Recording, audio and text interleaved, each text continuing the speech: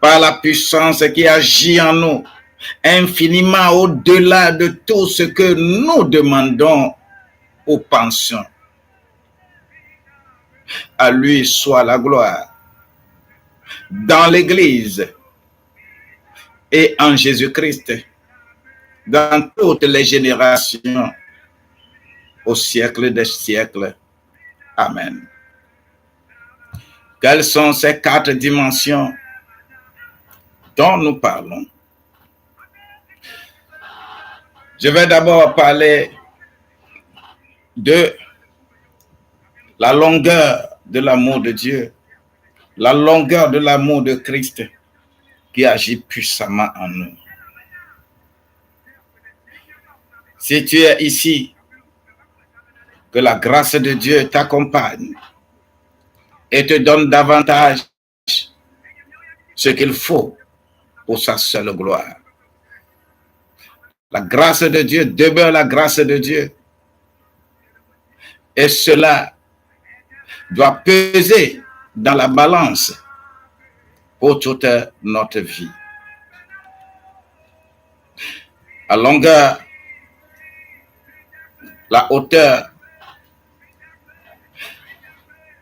la largeur et tout ce qui est attaché à l'amour de Dieu, que cela vienne dans votre vie et surpasse et dépasse votre vie au nom de Jésus-Christ.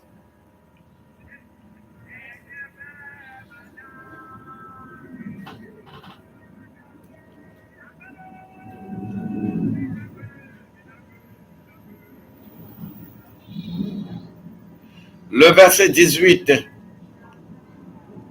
de notre lecture est très important pour nous. Je voudrais mettre cela en exergue dans la plateforme pour que quelqu'un regarde. Vous puissiez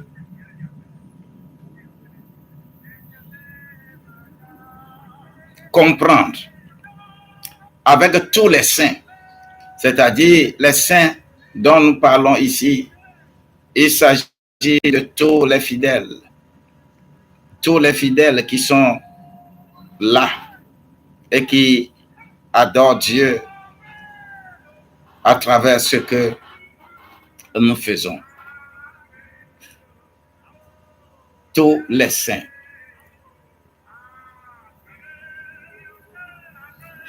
Et c'est très grand. Éphésiens 3, verset 18. Vous puissiez comprendre avec tous les saints quelle est la largeur, la longueur, la profondeur et la hauteur de l'amour de Dieu. Donc ces 4 dimensions que je viens de dépeindre, je vais les prendre une à une pour que toi et moi, nous soyons dans cette dynamique-là. Quel est le sens de la longueur de l'amour de Dieu? Le sens de la longueur de l'amour de Dieu n'est rien d'autre que ce qui avait été décrit dans Isaïe 53. Isaïe 53. Comment Jésus a souffert. Comment il a souffert sur la terre. Et très important, Jésus a trop souffert sur la terre. Et il a été amené sur la croix. Il a été flagellé, crucifié. Et par ces meurtrissures, toi, tu es guéri. Et par la longueur de l'amour de Christ pour nous, nous avons dominé nos péchés. Nous sommes devenus une nouvelle création. Les anciennes choses sont passées. Voici, toutes les choses sont devenues nouvelles. C'est pourquoi toi et moi, comprenant les choses de Dieu, nous n'allons plus nous comporter comme on se comportait. C'est pourquoi toi et moi, nous sommes persuadés que nous pouvons dire que nous sommes devenus une nouvelle créature. C'est Dieu lui-même qui a conçu et qui nous a fait naître. Il s'agit de Jean au chapitre 1, verset 12. À tous ceux qui l'ont reçu, à tous ceux qui croient en ce nom, on leur a donné l'opportunité de devenir enfants de Dieu, lesquels ne sont plus nés de la chair et du sang, ne sont plus nés de la volonté humaine, mais sont nés d'en haut. Bien-aimés, c'est très important pour nous d'être dans cette posture-là et de comprendre que Dieu demeure Dieu dans notre vie. C'est pas la longueur de l'amour de Dieu que nous avons dominé nos péchés. Le sang qui coule dans ton organisme n'est plus le sang de tes parents, mais maintenant c'est un nouveau sang. Et que si tu crois, tu vas me dire dans les commentaires, Amen, que je crois. Que la grâce de Dieu t'accompagne. Il s'agit là de la longueur de l'amour de Christ. Tu as vaincu tes péchés, c'est-à-dire dans la chair. Tout ce qui peut t'amener à commettre n'importe quel péché, tu les as vaincus. Dis que je vous ai vaincus. Ce n'est plus possible qu'un enfant de Dieu puisse poser encore certains actes.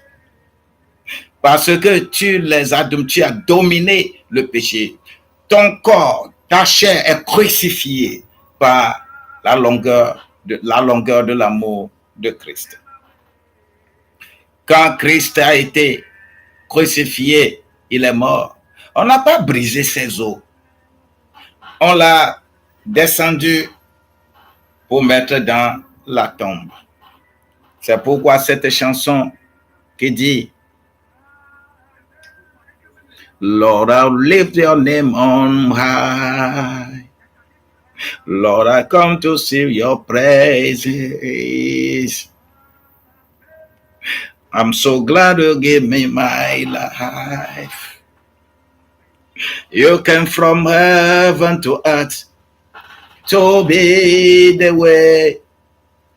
From the earth to the cross, my debt to pay. From the cross to the grave, from the grave to the sky, Lord, I lift your name on high. Voilà les 4 phases de l'amour de Christ pour nous. Il a été crucifié, il a souffert, et ce sont tes péchés qui l'ont amené là. Maintenant, il est descendu, on l'a descendu de là. Il a été enseveli et enterré, inhumé. Il s'agit de la profondeur de l'amour de Christ pour toi. Qu'est-ce que la profondeur de l'amour de Christ a fait et a changé, et ça doit changer dans ta vie? Il s'agit bien, tout simplement, que tu as dominé les démons, les sorciers. Toute domination sur la terre, tu les as dominés. Tu es au-dessus. Rien ne pourra encore ternir ton image. Tu es plus fort parce que tu crois à la profondeur de l'amour de Christ. Ce qui veut dire que tu ne vas plus te tenir quelque part en disant Jésus, viens me faire cela, viens me faire cela. Non. Mais tu dis au nom de Jésus-Christ que ceci soit comme ça et c'est comme ça. Il nous a montré le nom. Que la grâce de Dieu t'accompagne. Maintenant, la largeur de l'amour de Christ. cette largeur dans laquelle nous nous trouvons aujourd'hui, c'est-à-dire la résurrection et l'ascension. Parce que s'il est descendu, il va également monter. Et l'ascension est quelque chose de très grand. On n'a pas prévu en réalité une fête pour cela. Mais on a prévu 5 fêtes dans la Bible. Dans Lévitique au chapitre 3, 23, là, la première fête, c'est la fête de Pâques. La seconde fête, c'est la fête de Tabernacle, de Pentecôte. La troisième fête, c'est la fête des trompettes. La quatrième fête, c'est la fête des propitiatoires. Et la cinquième fête, la fête des tabernacles. Il n'y a pas la prescription de l'ascension. Mais sans l'ascension, tu ne peux pas parler de Pentecôte. La largeur de l'amour de Christ pour nous, il s'agit bien de l'ascension, la résurrection et l'ascension qui nous permettent d'avoir des missions pour l'œuvre de Dieu. Des missions. La première mission, c'est la première apparition à Marie de Magdala, qui a dit d'aller, de dire à mes frères que je m'en vais vers mon Père et votre Père. Je m'en vais vers mon Dieu et votre Dieu. Tout simplement, c'est que nous sommes maintenant les petits frères de Jésus, tels que Romains au chapitre 8, verset 29 va le retracer. Nous sommes les petits frères de Jésus. Ce qui veut dire que nous sommes aujourd'hui aussi des enfants de Dieu. Nous ne sommes pas des chrétiens, nous ne sommes pas des religieux. Nous sommes des enfants de Dieu. Si tu crois que tu es enfant de Dieu et que Dieu est ton Père, tout ce que tu demanderas à Dieu, Dieu va te les donner. C'est pourquoi, moi personnellement, je te dis de croire en cela, que tu es enfant de Dieu. On va te conférer l'héritage. Dieu a des héritages.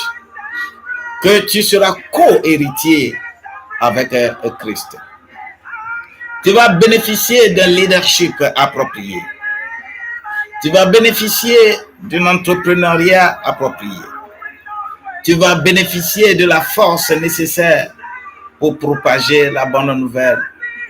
Et tu seras source de bénédiction pour tous ceux que tu as autour de toi. C'est pas la largeur de l'amour de Christ.